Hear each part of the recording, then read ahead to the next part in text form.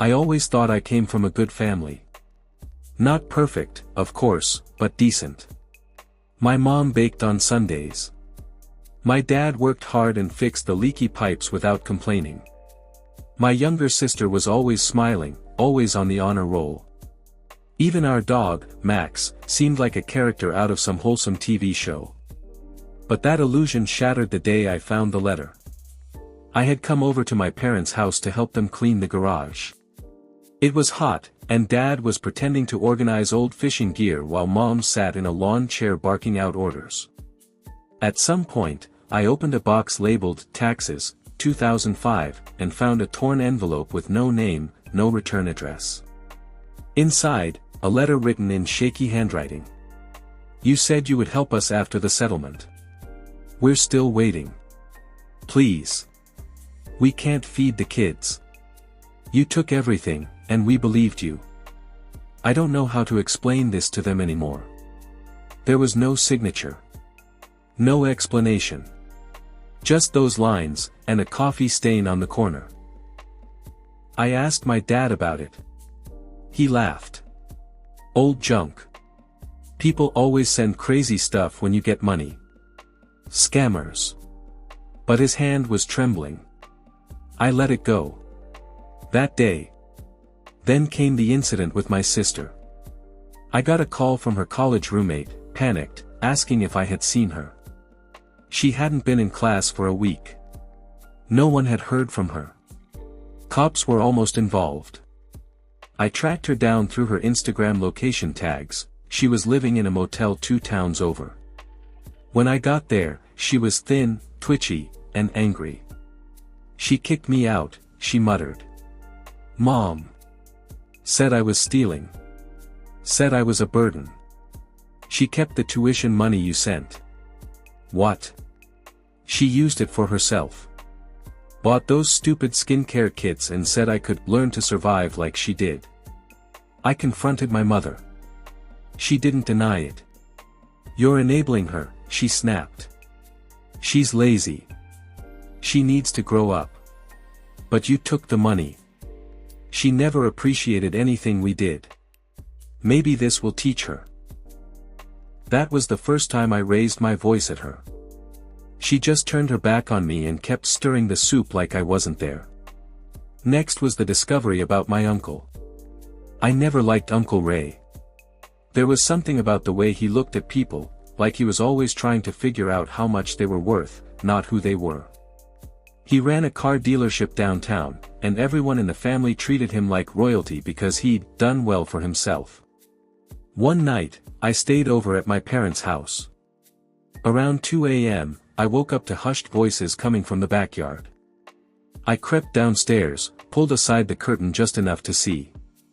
There was my dad, handing a thick envelope to Uncle Ray. It looked heavy. Ray was smiling too much, and Dad kept glancing around nervously. I asked my father the next morning what it was about. Nothing important. Just old family business. That phrase stuck with me. 2 days later, my dad's office computer, an ancient desktop he rarely used, crashed. He asked if I could take a look at it. He's terrible with tech. So I came over after work, booted it in safe mode, and stumbled into a folder named Ray Files. There were scans of bank transfers, copies of titles, and, what made my stomach turn, several documents showing that multiple cars from Ray's dealership had been sold using my name. My identity had been used to secure shady loans, and now I owed over $30,000 in outstanding debt. I confronted both of them. Together. My dad looked ashamed, but Ray didn't even flinch. It's all cleaned up now, he said coolly. You didn't even notice. So what's the big deal? You stole from me. Ray laughed. Your family. We all give and take. I walked out. I didn't even stop to grab my jacket. Things spiraled quickly after that. My mom called me dramatic. My dad said I was overreacting. My sister stopped responding to their messages entirely. Then came the thing with Grandpa. My mother always claimed she was his full-time caretaker. That she bathed him, cooked for him, managed his pills. She constantly guilt-tripped us into not visiting, said it stressed him out, that he got confused when too many people came around. One day, I went anyway. He opened the door himself. Frail, yes, but lucid. The place was filthy. Stacks of unopened food delivery boxes. Mold in the bathroom. Expired medication on the table. "Where's Mom?" I asked. He looked confused. "Haven't seen her in months. She's supposed to be. No one's come by in weeks, son. I thought you all just forgot about me." My stomach dropped. She'd been lying the whole time. Collecting Grandpa's pension, for his needs, even used some of it to remodel her bathroom. That night, I sat in my car, hands on the wheel, trying not to scream. My whole life was a lie. The people I defended, who I thought were flawed but good, were rotten to the core. I didn't go home for 2 weeks. I needed time to process. I couldn't stop picturing my grandfather sitting alone in that disgusting apartment, eating stale crackers while my mother posted brunch selfies on Facebook with captions like, "Family First." I stayed with my friend Joel. He didn't ask questions, just handed me a key and said, "Make yourself invisible as long as you need." And I did. I scrolled through my messages from my sister, from years ago. Her sudden disappearance from the family now made sense. I decided to call her. She answered after the 3rd ring. "I've been waiting for this," she said. No hello. No small talk. She told me everything. That she'd found out years ago that our dad had used her name, too, for a business loan that defaulted. That our mother once, accidentally, deleted her college applications when she applied out of state.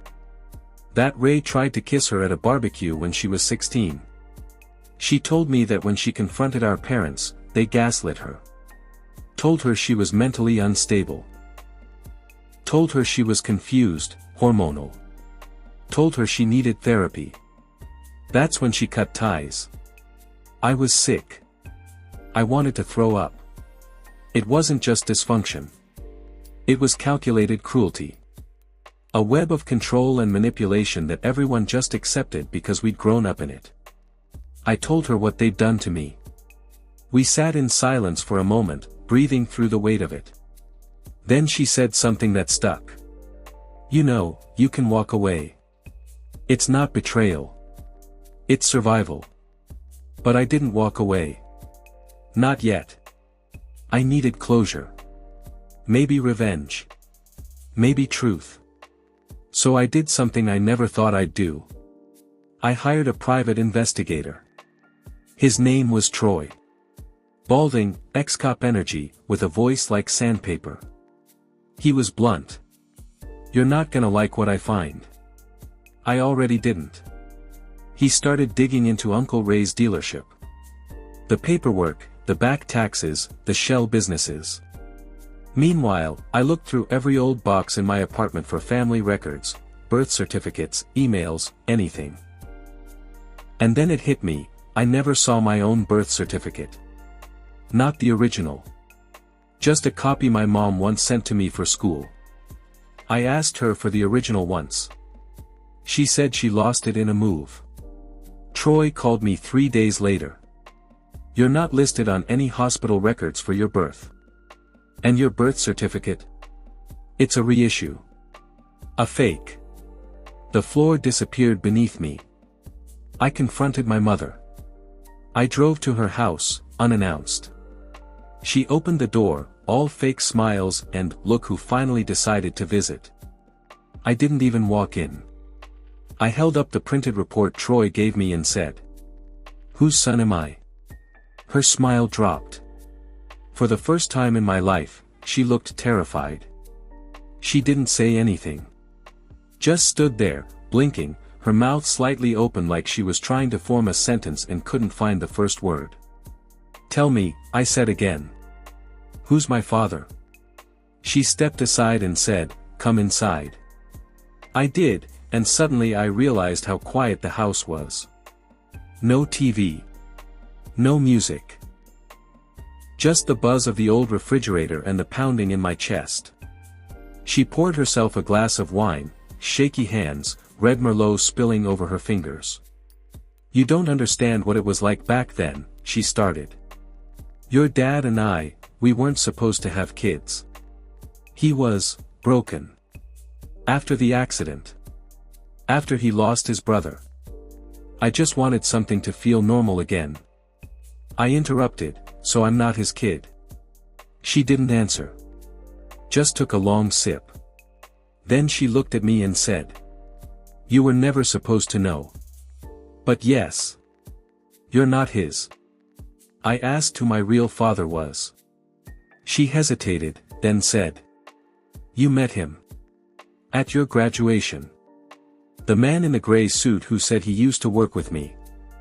I remembered him vaguely. Bald. Thin mustache.